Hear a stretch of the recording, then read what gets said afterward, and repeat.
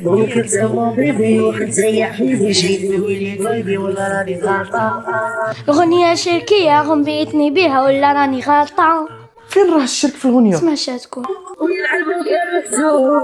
أوه استغفر الله يا ربي. ياك هذا غنى، والغنى أصلا حرام، الله يعافينا. صح، وخاصة إذا كان فيه سب لله وسب للمكتوب اللي هو القضاء والقدر، اللي قادر يوصل صاحبه إلى الكفر إذ كان يتقصد هذا الشيء، لأن حقيقة القدر هي حكم الله في الكون، ومن سب قضاء الله وقدره فقد سب الله، لأن الله هو الذي يقدر الأشياء بعلمه وبحكمته وبقدرته. فالمسلم يرضى بقضاء الله وقدره سواء كان له خيرا أو شر، مع اليقين بعدل الله وحكمته في هذا الكون. قال الرسول صلى الله عليه وسلم: عجبا لأمر المؤمن، أمره كله خير له، إذا أصابه سراء شكر وإذا أصابه ضراء صبر فكان خير له. فكيف لمطرب جاهل يسب الله وأفعال الله ويسب المكتوب الذي هو ركن من أركان الإيمان؟ لا، والناس دايرينها تراند وتشطح عليها في تيك توك، الله المستعان. فيقوا يا مسلمين، فيقوا.